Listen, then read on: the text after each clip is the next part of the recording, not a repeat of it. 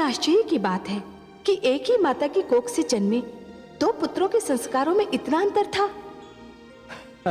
महादेवी, एक ही डाली पर खिले दो पुष्पों में से एक को स्थान मिलता है देवता के चरणों में, तो दूसरे को अर्थी पर। एक ही मेघ की गोद से निकली दो बूंदें, एक मोती बन जाती है तो दूसरी अंगारे पर गिरकर भस्म हो जाती है।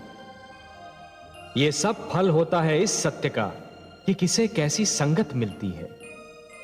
प्रहलाद को देवर्षि नारद की संगत मिली तो वो कुंदन बन गया, और आह्लाद को सिंहिका और विप्रचित्ती की संगत मिली तो वो धूल में मिल गया। आप सत्य कहते हैं सर्वेश्वर। संतान का चरित्र निर्माण बाल्यावस्था में ही होता है। बाल्यावस्था में जो भी विचार मन में बो दिए जाते हैं वो विचार जीवन भर मन से नहीं निकलते। सत्य कहा आपने महादेवी, सत्य कहा। और इसीलिए माता पिता को सबसे अधिक ध्यान बाल्यावस्था में संतान के चरित्र निर्माण पर ही देना चाहिए। आह्लाद को तो उसके किए का दंड मिल गया, परंतु मैं अपने पुत्र प्रहलाद को अच्छी तरह से जानती हूँ। उसका मन बहुत ही कोमल और दयालु है। वो अपने भ्राता की मृत्यु का दुख कैसे सह पाएगा? वो तो उसे देखकर बिलख उठेगा। जब उसे इस बात का ज्ञान होगा तो उस पर न जाने क्या बीतेगी।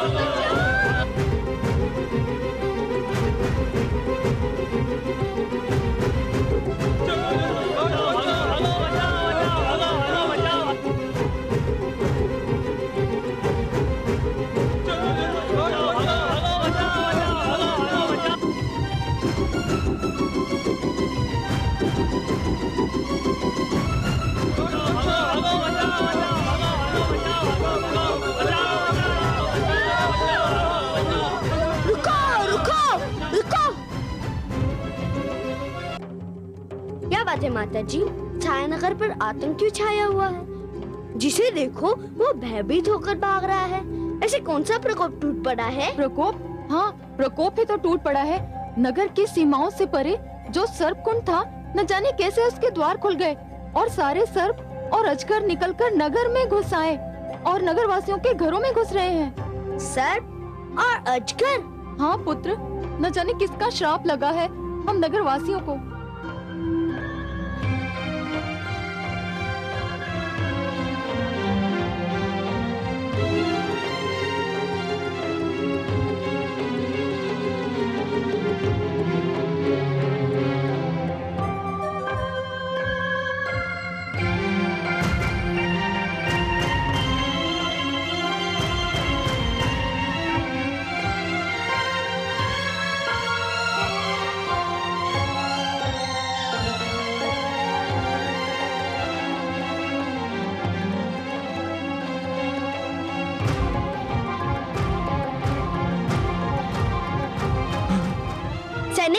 जी जी राजकुमार।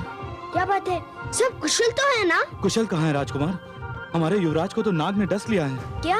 हाँ, राजवैद्य और मंत्रियों को सूचित करके आया हूँ। अब तक तो विष अपना कार्य कर चुका होगा। नहीं नहीं नहीं, ये नहीं हो सकता। नहीं।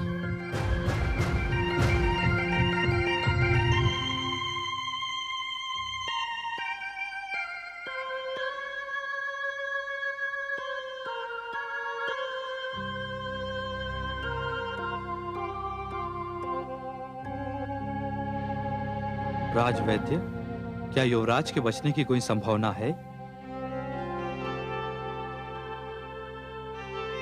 नहीं महामंत्री, विष सारे शरीर में फैल चुका है। मस्तिष्क और हृदय तक उससे प्रभावित हो चुके हैं। मुझे भय है कि ये युवराज के जीवन की अंतिम घड़ियां हैं। महाराज विप्रचित्ति, और महारानी सिंघिका को यह सूचना मिली तो अनर्थ हो जाएगा। भ्राताश्री, भ्राताश्री, भ्राताश्री, भ्राताश्री, क्या हो गया आपको भ्राताश्री?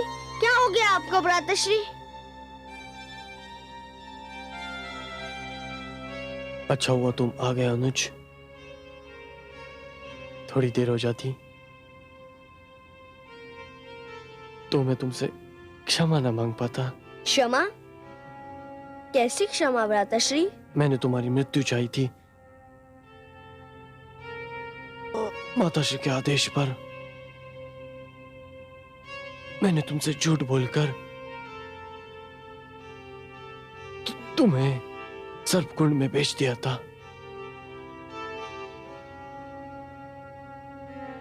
वे विषैले सांप तुम्हारा कुछ बिगाड़ ना सके,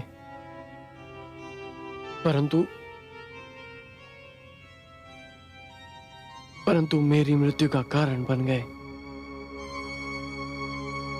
मुझे क्षमा कर दो अनुज,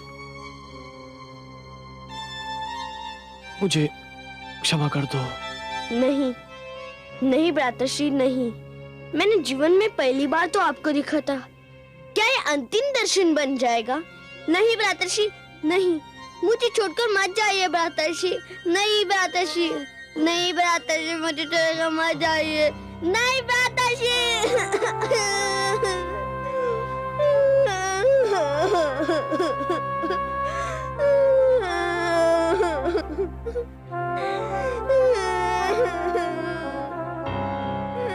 युवराज की जीवन लीला समाप्त हो गई।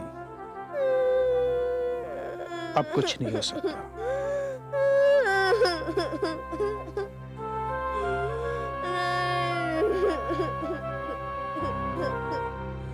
अब हमें युवराज के अंतिम संस्कार की तैयारी करनी चाहिए।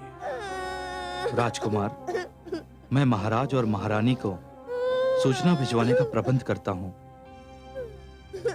उनको शीघ्र, अति शीघ्र यहां आ जाना चाहिए। युवराज अब नहीं रहे।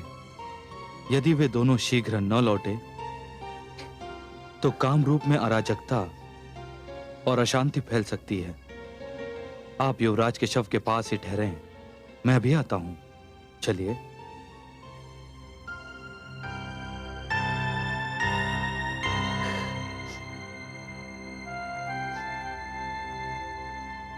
हे वासुदेव, हे नारायण, हे विष्णु, आप तो समस्त संसार को सुख, शांति और जीवन का उपहार देते हैं।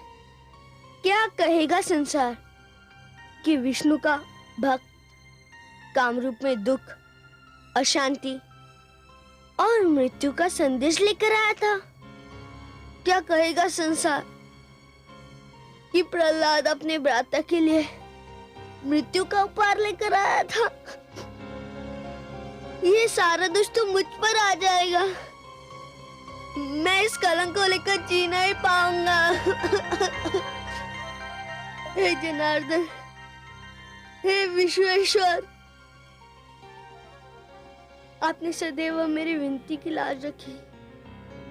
मैं आपसे विनती करता हूँ, मेरी सहायता कीजिए। हे विष्णु भगवान, मेरे भ्राता ने तो केवल अपने माता पिता के आदेश का पालन किया था। उन्हें दंड मत दो भगवान, उन्हें दंड मत दो। मेरी विनती सुन लो भगवान, उन्हें दंड मत दो।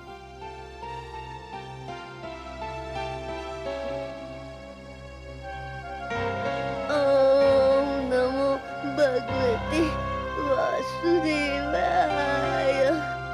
ओम नमो भगवते वासुदेवाय।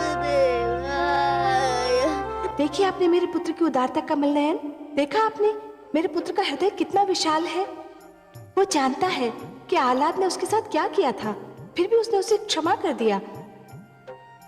वो जानता था कि आह्लाद उसके प्राण लेना चाहता था, फिर भी उसके जीवन के लिए वो आपसे विनती कर रहा है। महादेवी, आपके इस पुत्र के विषय में तो मैं क्या कहूं। धन्य है प्रहलाद, धन्य है। महादेवी, जिस प्रकार जब जल माटी को गीला कर देता है तो माटी में से सुंदर अंकुर फूटते हैं, उसी प्रकार जब भक्ति मन को उदार बना देती है तो मन में सुंदर विचारों का जन्म होता है। जिस प्रकार वर्षा फूल पर जमी हुई धूल को धोकर फूल को स्वच्छ और निर्मल बना देती है, उसी प्रकार जब श्रद्धा मन को छूती है तो मन को पवित्र और उज्जवल बना देती है। और आपके इस पुत्र के पास तो दोनों शक्तियां हैं, भक्ति और श्रद्धा। फिर तो आपको मेरे पुत्र की विनती सुननी ही होगी। महादेवी, ऐसे भक्त की विनती को मैं अनसुना कैसे कर सकता हूं? और जब आपकी भी यही इच्छा है तब तो मुझे यह करना ही होगा। ओम नमो भगवते वासुदेवाय। ओम नमो भगवते वासुदेवाय।